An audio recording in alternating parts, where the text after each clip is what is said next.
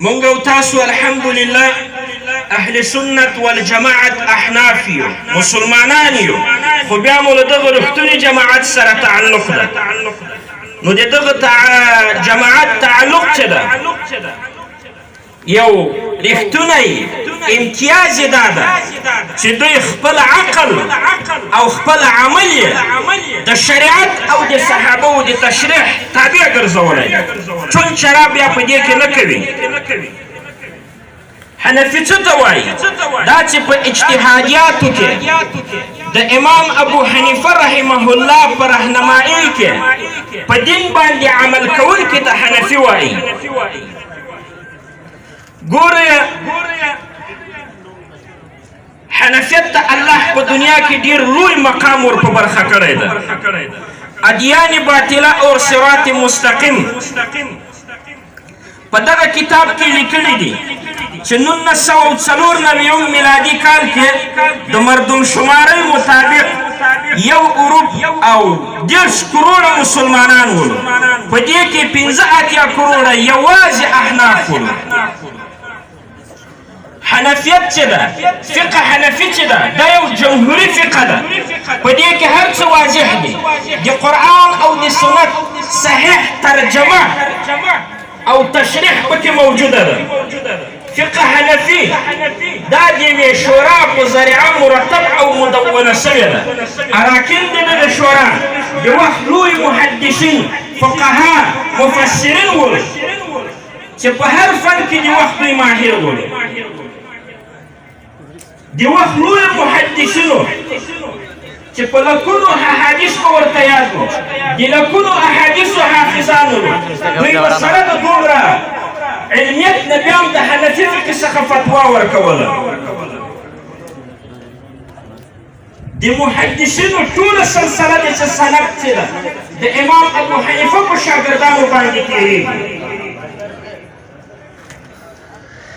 د امام بخاري رحمه الله استاد عبدالله ابن مبارک رحمه الله همدغه رقم د جرح او د تعدیل لوی امام وكيع ابن جراح رحمه الله يحيى ابن زكريا رحمه الله يحيى ابن معين رحمه الله يحيى ابن سعيد القطان رحمه الله دا لوی د مسلمه امت ستنې او محدثین ولو دې حضراتو به د حنفي فقه څخه فتوا ورکوله الله و حنفیت ته په دنیا کې ډېر لوی مقام ور په برخه کړی ده یوه خبره کومه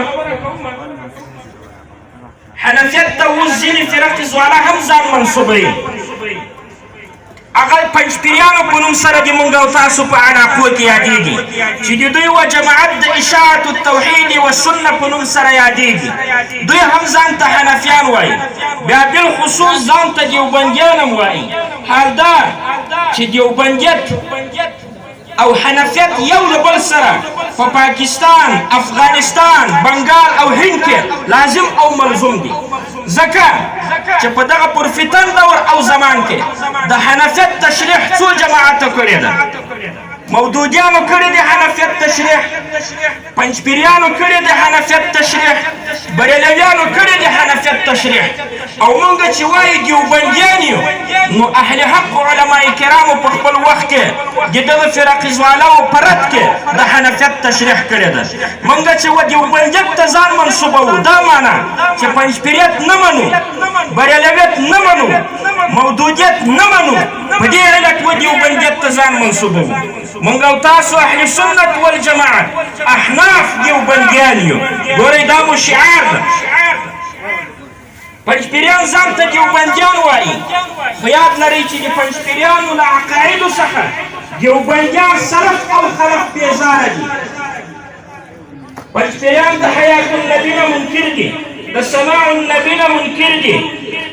د زیارت قبر النبي نه منکر دي استشفاع من قبر النبي نه منکر دي اعاده روح وغيره مسائل څخه منکر دي او دا مسلم عقاید دي مسلم مسائل دي د اهل سنت والجماعت احناف دیوبندیانو نو هغه چېرته دیوبندیان کېدلی شي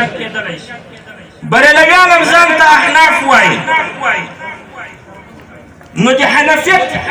په یو کتاب کې په فقه حنفي یو عبارت د مونږ ته وړاندې کې بریلویان چې پیر ته سجده پکې ذکر ده په ځینو مجالسو کې د ذکر په نوم باندې مجلسونه جوړول، په هغې کې رقص کول، د رښتوني صوفیه کرامو نوم بدول او د متصوفو په پله باندې خپل قدم ایښودل. آیا په فقه حنفي کې دا موجوده ده؟ چلنج ده و ټولو ته راته ودیښي، چېرته به هم دا ونشي ښودلی. نو دا هم حنفیت نه ده. مودودیان ځان حنفیت ته منسوبوي، خو د دوی اصلي جرح په انبیاء کرامو ده، په صحابه کرامو ده. دا د موږ او تاسو عقیده ده چې انبیاء کرام معصوم دي، صحابه کرام که معصوم نه دي محفوظ دي. محفوظ ولې؟ خو مودودیانو اصلي هدف او مقابله یې انبیاء کرامو سره، صحابه کرامو سره، د مسلمه امت په زړورو رهبرانو سالارانو باندې ده. البته مونږ ته وخت کم راکړی ده.